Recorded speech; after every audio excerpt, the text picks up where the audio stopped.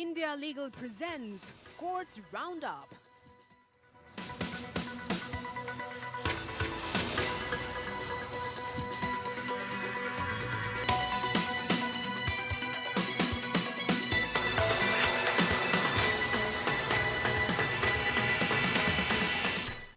नमस्कार, मैं हूं आपके साथ कुमार कुणाल धीरज। कोर्ट्स राउंड अप में आपका स्वागत है। अगले आधे घंटे तक हम आपको कोर्ट से जुड़ी तमाम छोटी बड़ी खबरों से रूबरू करवाएंगे। सुप्रीम कोर्ट से लेकर हाई कोर्ट और लोअर कोर्ट्स तक के फैसलों को आपके सामने रखेंगे। तो आइए शुरू करते हैं courts round up. India Legal presents Courts Roundup.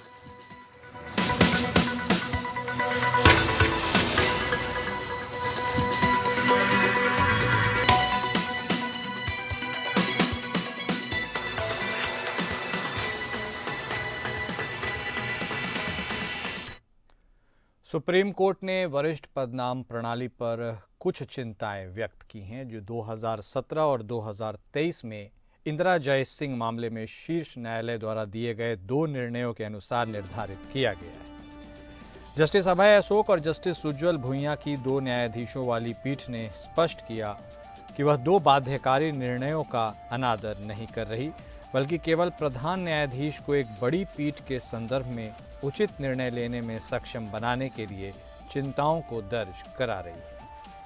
पीठ द्वारा व्यक्त की गई चिंताएं इस प्रकार हैं। जैसा कि एडवोकेट एक्ट की धारा 16 भाग 2 से देखा जा सकता है, प्रथम दृष्टया कोई भी वकील पदनाम की मांग नहीं कर सकता। पदनाम सुप्रीम कोर्ट या हाई कोर्ट द्वारा प्रदान किया जाने वाला विशेषाधिकार है। यह संदिग्ध है कि किसी उम्मीदवार का कुछ मिनटों का साक्षात्कार लेकर उसके व्यक्तित्व और उपयुक्तता का परीक्षण किया जा सकता है या नहीं। साक्षात्कार के लिए 100 में से 25 अंक निर्धारित हैं। स्थायी समिति का कर्तव्य है कि वह अंक आधारित फॉर्मूले के आधार पर संबंधित वकील का समग्र मूल्यांकन करे। समग्र मूल्यांकन करने का कोई अन्य तरीका नहीं बताया गया है। आवेदक कई निर्णयों को प्रस्तुत करते हैं जिनमें वे शामिल रहे और उनके द्वारा लिखे गए लेख या पुस्तकें मूल्यांकन के लिए 5 सदस्यों की स्थायी समिति के समक्ष प्रस्तुत की जाती है। क्या स्थायी समिति के 5 सदस्यों से अपेक्षा की जाती है कि वे उम्मीदवार द्वारा प्रस्तुत प्रत्येक निर्णय को पढ़कर 50 अंक प्रदान करें या प्रकाशन के लिए अंक प्रदान करें। अंक आधारित मूल्यांकन दोषों से मुक्त नहीं है। प्रश्न यह है कि क्या यह किसी वकील के मूल्यांकन का आधार बन सकता है। इन चिंताओं को उठाते हुए पीठ ने रजिस्ट्रार जनरल को निर्देश दिया कि वे निर्णय की एक प्रति भारत के मुख्य न्यायाधीश के समक्ष रखें ताकि यह तय किया जा सके कि चिन्हित मुद्दों पर उचित संख्या वाली पीठ द्वारा विचार किया जाना है या नहीं। जस्टिस अभय अशोक और ऑगस्टीन जॉर्ज मसीह की पीठ ने एडवोकेट ऑन रिकॉर्ड के लिए आचार संहिता और वरिष्ठ वकील पदनाम की प्रक्रिया से संबंधित मुद्दों पर अपना निर्णय सुनाया। यह मामला वरिष्ठ वकील ऋषि मल्होत्रा द्वारा सजा में छूट की गई याचिकाओं में दिए गए झूठे बयानों और तथ्यों को छिपाने से उत्पन्न हुआ। Supreme court advocates on record association ने वरिष्ठ पदनाम दिशा निर्देशों और एओआर आचरण में बदलाव के लिए सुझाव प्रस्तुत किए। इसने वरिष्ठ पदनाम के लिए उम्मीदवारों के मूल्यांकन के लिए स्थायी समिति में एओआर के योगदान और प्रतिनिधित्व का वास्तविक समय पर मूल्यांकन करने की सिफारिश की।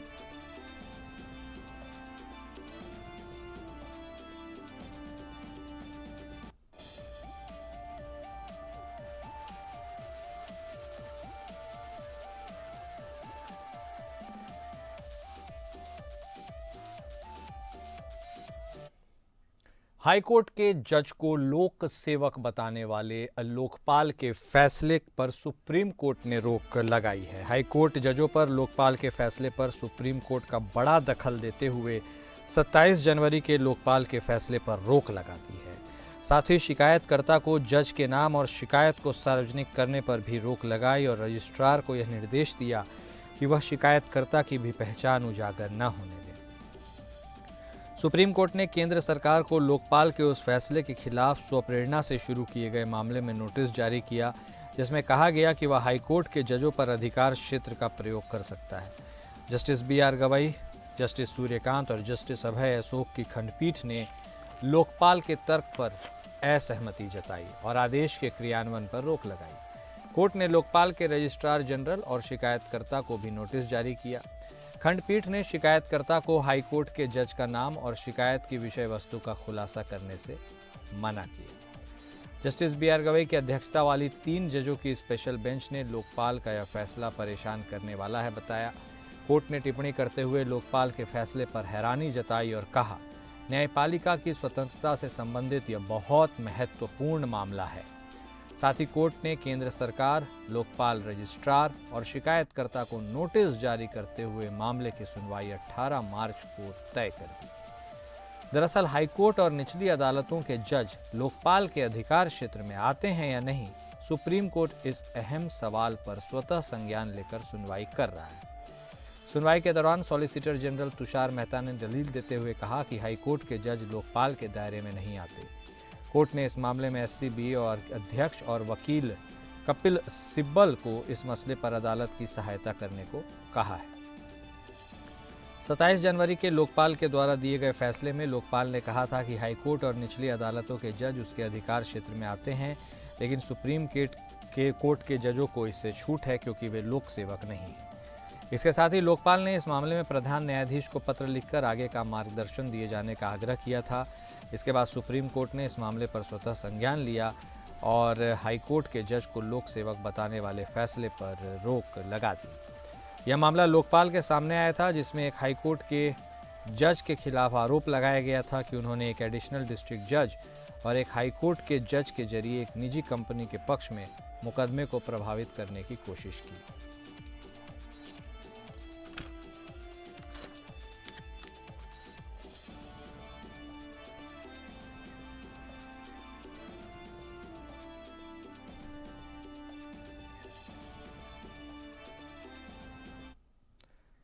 सुप्रीम कोर्ट ने स्पष्ट किया कि 9 नवंबर 2015 को जारी आंध्र प्रदेश सरकार के आदेश पर कार्रवाई नहीं की जा सकती, जो गैर हिंदू विक्रेताओं को मंदिर की दुकानों की नीलामी में भाग लेने से रोकता है, क्योंकि सुप्रीम कोर्ट ने आदेश बरकरार रखने वाले हाईकोर्ट के फैसले पर रोक लगा दी है। जस्टिस अभय अशोक और जस्टिस उज्जवल भुइयां की खंडपीठ ने विवादित नियम को लागू करने वाली निविदा प्रक्रिया को चुनौती देने वाले याचिका का निपटारा करते हुए यह स्पष्टीकरण दिया। न्यायालय ने कहा, हम 9 नवंबर 2015 के राजस्व बंदोबस्ती आदेश संख्या 426 के तहत आदेश पारित करने के लिए सहमत हैं। विवादित निर्णय के क्रियान्वयन पर रोक के मद्देनजर हम स्पष्ट करते हैं कि 9 नवंबर 2015 के सरकारी आदेश पर कार्रवाई नहीं की जाएगी। जस्टिस ओक ने राज्य से यह स्पष्ट आश्वासन मांगा कि वह 9 नवंबर 2015 के सरकारी आदेश पर कार्रवाई नहीं करेगा। राज्य के वकील ने जवाब दिया कि न्यायालय के स्थगन आदेश का उल्लंघन करने का कोई सवाल ही नहीं था। उन्होंने यह भी प्रस्तुत किया कि किसी भी भ्रम से बचने के लिए स्थानीय प्रशासन को निर्देश भेजे जा रहे हैं। सुप्रीम कोर्ट ने इससे पहले आंध्र प्रदेश हाईकोर्ट के सितंबर 2019 के फैसले पर रोक लगाई, जिसने सरकारी आदेश के खिलाफ रिट याचिकाओं को खारिज कर दिया, जिसमें कहा गया कि यह संविधान के अनुच्छेद 14 और 15 का उल्लंघन है। सुनवाई के दौरान राज्य के वकील ने न्यायालय को सूचित किया कि निविदाएं गलत तरीके से जारी की गई थी और उन्हें वापस ले लिया गया। इसके बाद खंडपीठ ने आदेश पारित किया, जिसमें स्पष्ट किया गया कि 9 नवंबर 2015 के सरकारी आदेश पर सुप्रीम कोर्ट द्वारा विवादित निर्णय पर रोक के मद्देनजर कार्रवाई नहीं की जाएगी। विवादित सरकारी आदेश में आंध्र प्रदेश धर्मार्थ और हिंदू धार्मिक संस्थान और बंदोबस्ती अचल संपत्ति लाइसेंस नियम 2003 गैर हिंदुओं को नीलामी में भाग लेने या मंदिर की संपत्तियों में पट्टे प्राप्त करने से रोकता है। सुप्रीम कोर्ट ने 2020 में आंध्र प्रदेश हाईकोर्ट के सितंबर 2019 के फैसले पर रोक लगाई, जिसमें 2015 का सरकारी आदेश बरकरार रखा गया। 17 दिसंबर 2021 को सुप्रीम कोर्ट ने कुर्नूल स्थित श्री ब्रह्मारंबा मल्लिकार्जुन स्वामी मंदिर और उसके शॉपिंग कॉम्प्लेक्स में दुकानों के पट्टों की नीलामी में सभी धर्मों के लोगों को भाग लेने की अनुमति दी। कोर्ट राज्य के अधिकारियों के खिलाफ कथित तौर पर उसके स्थगन आदेश का उल्लंघन करने के लिए अवमानना याचिका पर सुनवाई कर रहा था। हाईकोर्ट के फैसले को चुनौती देने वाली एसएलपी को सुप्रीम कोर्ट 4 मार्च 2025 को सुनवाई के लिए रखेगा।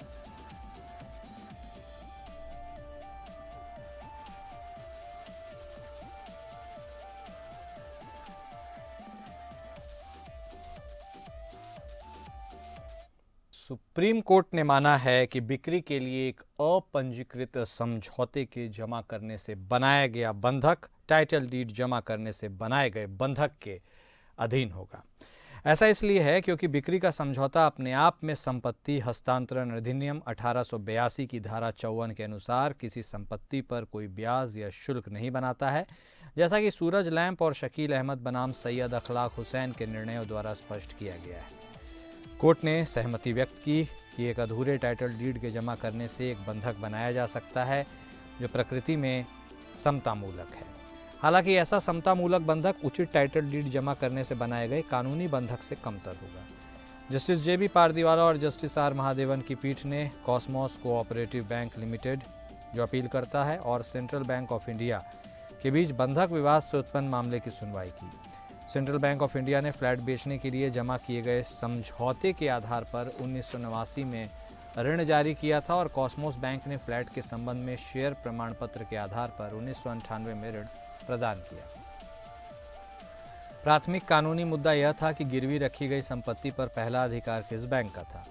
ऋण वसूली ट्रिब्यूनल ने शुरू में सेंट्रल बैंक के पक्ष में फैसला सुनाया, जिसमें कहा गया कि उसका बंधक समय से पहले का था। ऋण वसूली अपीलियट ट्रिब्यूनल और बॉम्बे हाईकोर्ट ने इस फैसले को बरकरार रखा, जिसके बाद कॉस्मोस ने सेंट्रल बैंक के बंधक की वैधता को चुनौती देते हुए सुप्रीम कोर्ट में अपील की। विवादित निष्कर्षों को पलटते हुए जस्टिस पारदीवाला द्वारा लिखित निर्णय में कहा गया कि क्योंकि उधारकर्ताओं ने फ्लैटों के शेयर प्रमाण पत्र जमा करके अपीलकर्ता से ऋण प्राप्त किया था, जो टाइटल डीड के जमा के बराबर है, जिससे संपत्ति पर एक भार पैदा हुआ, यह कानूनी बंधक का गठन करता है। नतीजतन इस बंधक ने प्रतिवादी number 1 central bank of India द्वारा दिए गए ऋण पर वरीयता ले ली, जो टाइटल डीड के जमा के बिना एक अपंजीकृत सील डीड पर आधारित था।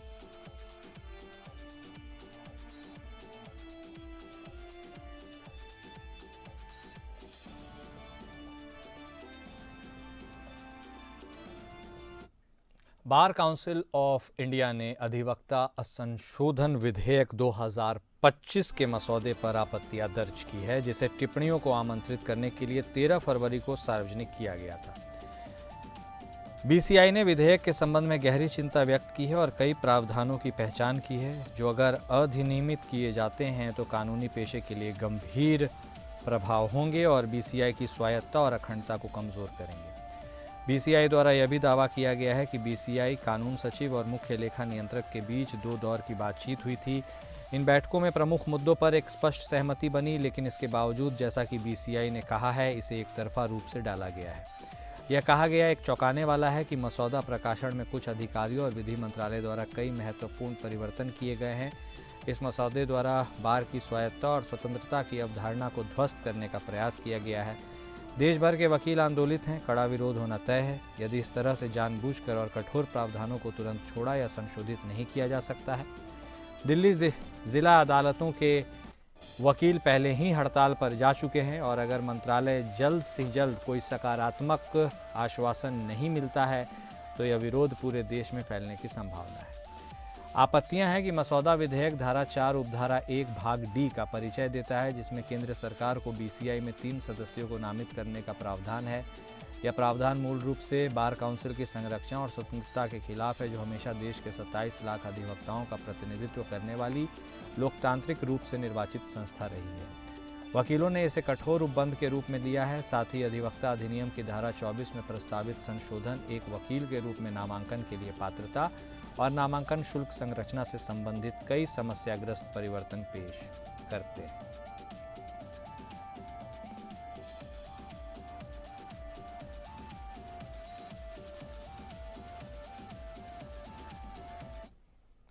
उनतीस जनवरी को प्रयागराज में हुई भगदड़ के बाद लापता हुए लोगों का ब्यौरा मांगने वाली जनहित याचिका पर सुनवाई करते हुए इलाहाबाद हाईकोर्ट ने राज्य सरकार से मौखिक रूप से पूछा है कि क्या उसके द्वारा नियुक्त न्यायिक आयोग की जांच का दायरा बढ़ाकर इसमें हताहतों की संख्या की पहचान करना और भगदड़ से संबंधित अन्य शिकायतों की जांच करना शामिल किया जा सकता है। चीफ जस्टिस अरुण भंसाली और जस्टिस क्षितिज शैलेंद्र की खंडपीठ ने कहा कि अभी तक आयोग के दायरे में भगदड़ से संबंधित अन्य प्रासंगिक विवरणों की जांच शामिल नहीं है। जब राज्य सरकार ने additional advocate general Manish Goyal के नेतृत्व में सुझाव दिया कि आयोग भगदड़ के सभी पहलुओं की जांच करने के लिए पूरी तरह सक्षम है, तो अदालत ने कहा कि जब आयोग की नियुक्ति की गई तो घटना के तात्कालिक निहितार्थ जैसे कि हताहतों और लापता लोगों की संख्या राज्य के अधिकारियों के लिए उपलब्ध नहीं थे। इसलिए अदालत ने संकेत दिया कि इन विवरणों को अब आयोग की जांच में शामिल किया जा सकता है। इस प्रकार additional advocate general Manish Goyal को अगली सुनवाई की तारीख 24 फरवरी तक इस संबंध में निर्देश प्राप्त करने का निर्देश दिया गया है। इलाहाबाद हाईकोर्ट बार एसोसिएशन के पूर्व मानद सचिव एडवोकेट सुरेश चंद्र पांडे द्वारा दायर जनहित याचिका पर अदालत ने जवाब मांगा। याचिका में प्रयागराज में महाकुंभ में भगदड़ के बाद लापता हुए लोगों का विवरण एकत्र करने के लिए न्यायिक निगरानी समिति के गठन की मांग की गई। यूपी सरकार ने 29 जनवरी की भगदड़ की जांच के लिए इलाहाबाद हाईकोर्ट के रिटायर्ड जज जस्टिस हर्ष कुमार की अध्यक्षता में 3 सदस्यीय न्यायिक आयोग का गठन किया। पैनल ने लोगों से घटना के संबंध में जानकारी देने को कहा।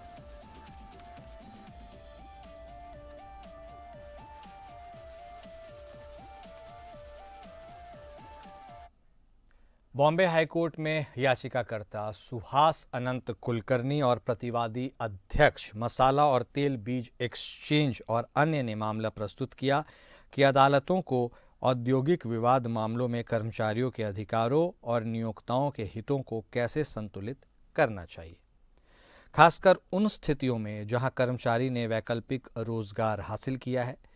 केस की पूरी जानकारी इंडिया लीगल रिसर्चर विधि ठडेश्वर से लेंगे, जो इस केस को मुंबई से फॉलो कर रही थी और विधि हमारे साथ जुड़ भी चुकी हैं। विधि, लोगों को जो इस केस से जानना और समझना चाहिए, इस केस के बारे में जो भी ज़रूरी अपडेट्स हैं वो हमारे दर्शकों के साथ साझा कीजिए। विधि।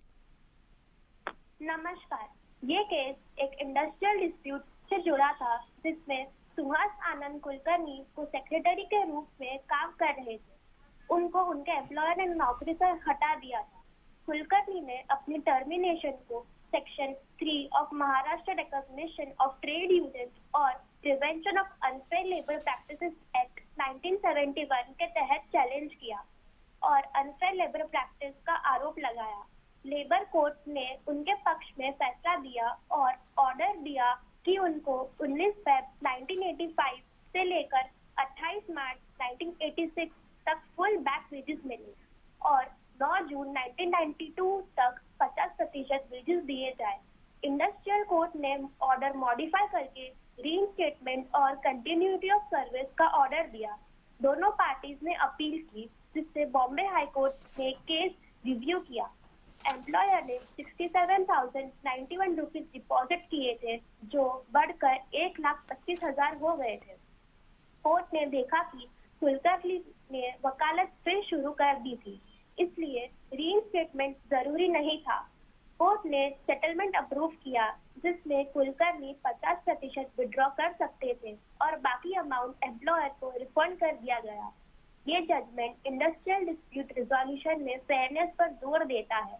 अपील सर्कुलेट होने के बावजूद अपीलेंट कोर्ट में हाजिर नहीं हुआ। उसकी गैर हाजिरी को देखते हुए मामले को अगले उपलब्ध तारीख तक एडजर्न कर दिया गया है। कोर्ट ने ऑर्डर दिया है कि केस 6 मार्च 2025 तक स्टैंड ओवर रहेगा, ताकि अपीलेंट अपनी बात रख सके और जरूरी सबमिशन दे सके। शुक्रिया विधि, हमारे साथ जुड़ने के लिए और तमाम जानकारी देने के लिए। तो सुप्रीम कोर्ट ने 9 फरवरी को एक फैसला सुनाया कि एक ही अपराध के लिए एक अन्य एफआईआर की अनुमति दर्ज करने के लिए नहीं दी जा सकती है। वहीं एक अलग अपराध के लिए दूसरी एफआईआर की अनुमति भी नहीं है। कोर्ट ने कहा कि अगली एफआईआर दर्ज करने की अनुमति निर्धारित करने के लिए दोनों एफआईआर में आरोपों की प्रकृति की जांच की जानी चाहिए। आइए इंडिया लीगल वेब रिपोर्टर से इस पूरे मसले को समझते हैं।